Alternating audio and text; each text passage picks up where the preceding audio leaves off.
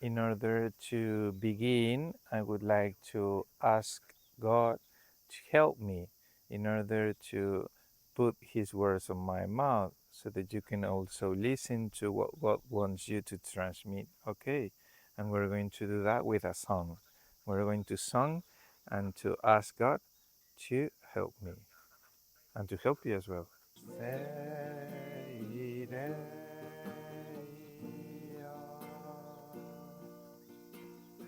Kashi no kokoro ni Chikara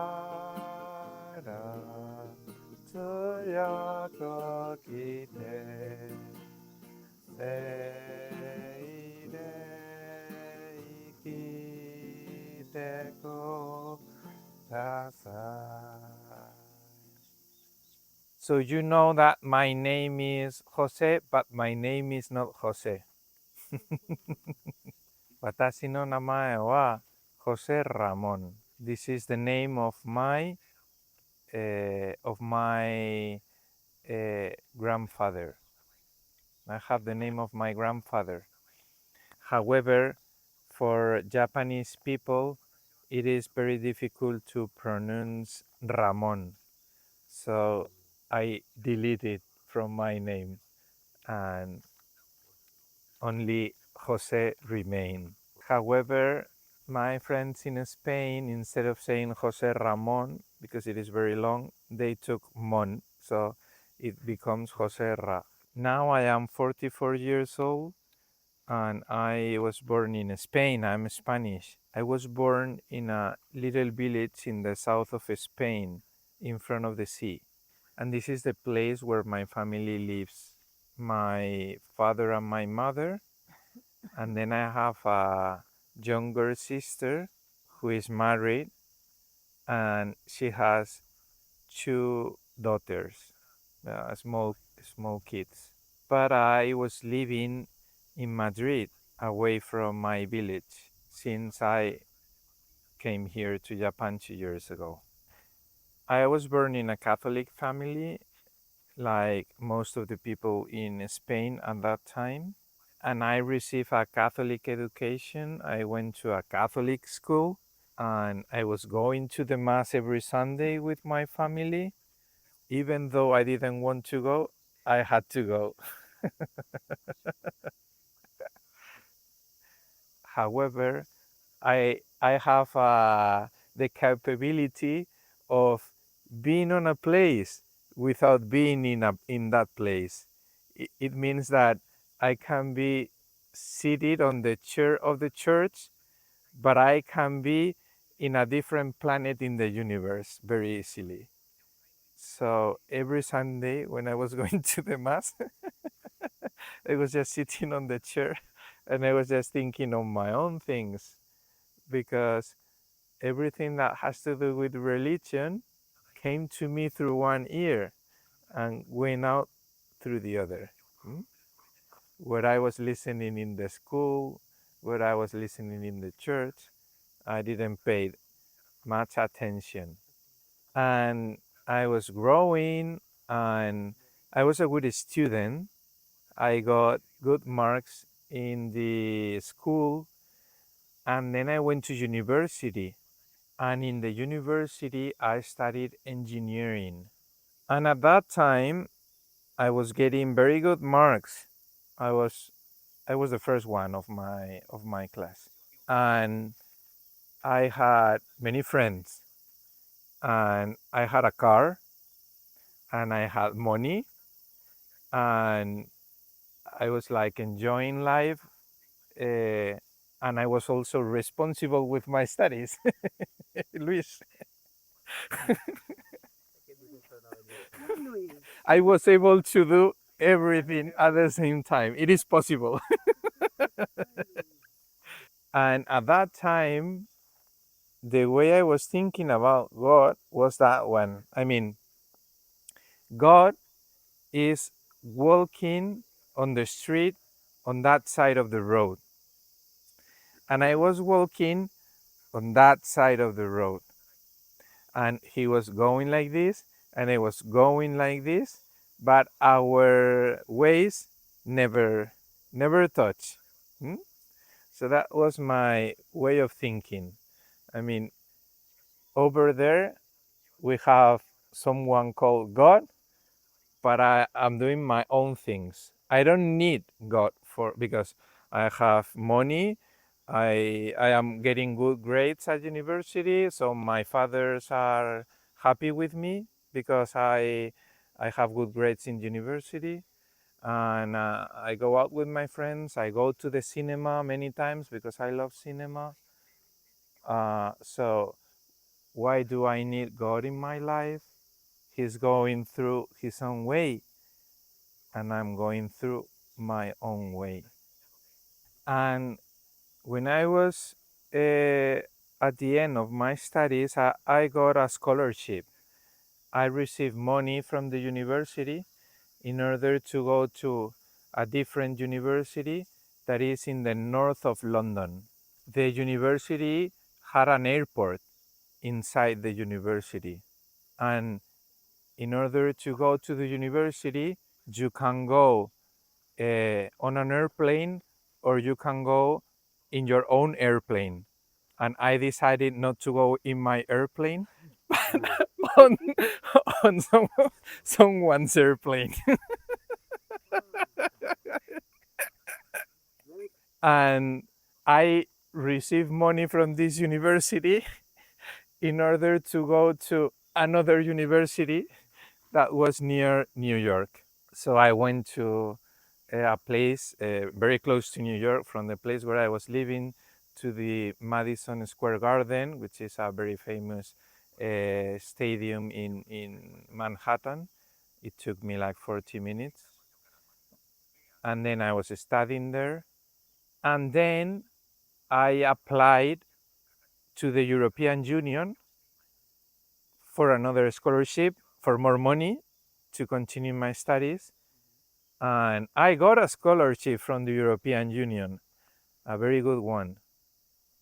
And then I went to Germany, to a place called Aachen, which is very important in the history of Germany. I went to Germany with a scholarship in order to study for 5 years. And after 1 month, I came back to Spain because at that time I was lost in life. I had very good grades in university. I was very successful in my studies. If you look at my career from the outside, it looks like a brilliant person. But the truth is that I was lost. I didn't know what I wanted for me. I was just doing things because I was good on that, but I didn't have a sense in life. And in that situation, I didn't want to spend time in Germany because being in London and in New York was enough for that. I didn't want to get more lost than I was. So I decided to come back to Spain. And when I came back to Spain, I got a job as an engineer in Madrid. And then I moved to Madrid. That was in 2005, in January. And 3 months after arriving to Madrid, a friend of mine invited me to a cursillo. I was 24 years old at that time, and I didn't know what cursillo was about. I didn't know even what movement within the Catholic Church is. I didn't know anything about this, but my friend was inviting me, and I trust on my friend. And then I went to this cursillo, and during the 3 days of the cursillo, I, for the first time, encountered myself with Jesus Christ. Since I was a child, I was educated on the Catholic faith. However, I realized that the most basic things, I didn't know them. I had no experience about them. However, at that time, God came to my life. I was able to encounter Jesus Christ. And after the cursillo, I continue living my faith in a community of cursillos. So I began slowly to pray because I didn't pray before that. I began to go to the Mass and to pay attention to the Mass, not to put my head in a different planet every time that I was going into a church. So I began to pay attention to what was happening during the Mass. And I began to talk with a priest because I was lost and I was doing bad things that many young people all around the world will do. I mean, not very bad things. I'm not a very bad person. I'm bad, but not very bad. Just a little bit bad. But I was lost. So the bad things that I was doing were just a sign that I was lost in life. So I began to talk with a priest so that he can help me in order to put order within me. And the priest was helping me. And slowly, everything that I had inside me began to get order. And slowly, I was able to say that my life has a meaning because I was not able to say that before. And one of the things that I discovered when I was ordering my heart is that there was a happiness that I never had before. And with this happiness came also a desire. And this desire was to give my life to God, entirely to God, to give my heart entirely to God. And every time I was looking at other priests, I was like thinking, I really like that. This is very nice, uh, a very nice example of life. So slowly, a desire came in my heart to give myself to God. And then a question came to my mind. Maybe God wants me to become a priest. So I talked with the priest that I was talking to, and we began to make a discernment. We began to think about that in order to see if God was really asking me to become a priest. And it took 2 years to think about this. Just after 2 years, I decided to enter into the seminary. The seminary is the place where you prepare in order to be a priest. And the seminarian is the person who is in the seminary preparing to be a priest. And I was in the seminary for 7 years. However, there is something important that I would like to share with you because when I entered into the seminary, I had to quit my job in the engineering company, and I had a very good future in the company, but I quit my job. I had to separate from my family and separate from my friends because I had to live in the seminary and I had to be there. So I had to separate from the people, but I was very happy because I was doing what God was telling me to do.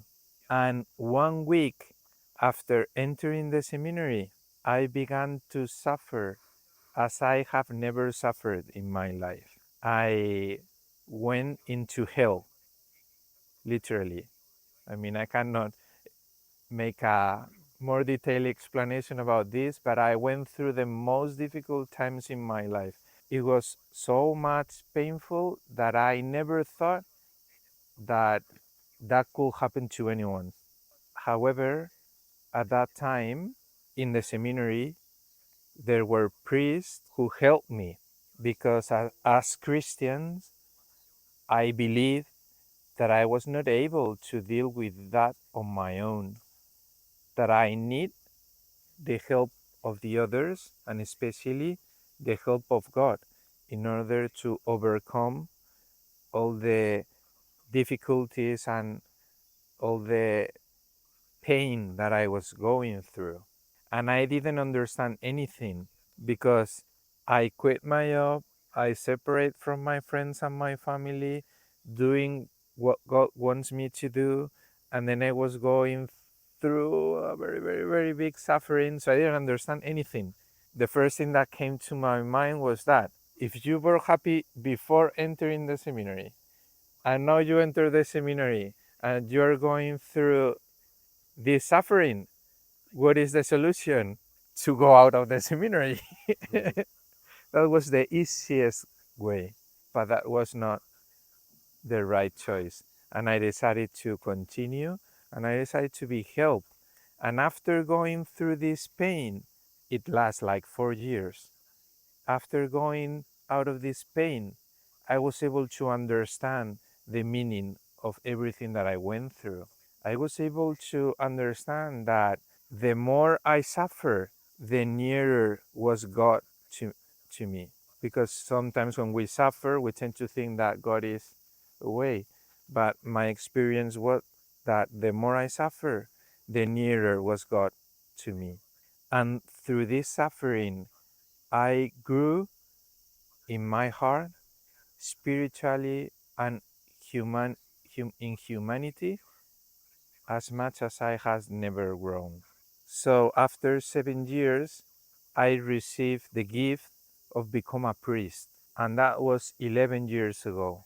And I give thanks to God every day for the gift of being Christian. I give thanks to God every day for the gift of being a priest. And I give thanks to God every day for having the opportunity to be a missionary far away from my house, far away from my family, far away from my friends in Spain. Because my desire as a priest is to give myself for the others. My desire within my heart is to die in a place away from home. My desire is to be able to give my life in an unpleasant place. My desire is to be able to give myself in places where Christians are persecuted, where Christians are a minority. This is the desire that I have in my heart right now. And this is a gift from God. And that's the reason why now I'm here in Japan, where the number of Christians is just a big minority. But at the same time, I realize that the heart of the Japanese people longs for Jesus Christ. Maybe they don't know that, but their heart longs for Jesus Christ because He is the answer to the deepest desires and longings of the heart. And if they don't know Him, someone has to announce Jesus Christ to them. So that's the reason why I came here. That's the reason why I'm learning Japanese. And this is what gives sense to my life. If I wouldn't do that, my life will have no meaning. But this is the sense of my life, and I'm sure that this is the sense of every human being's life. So I'm very happy to have this opportunity of sharing my testimony with you, not only with the people who live in Japan, but also with the Spanish people who have came here. And I'm very happy to have this opportunity, and I give thanks to God for that. 神に感謝。ありがとうございます。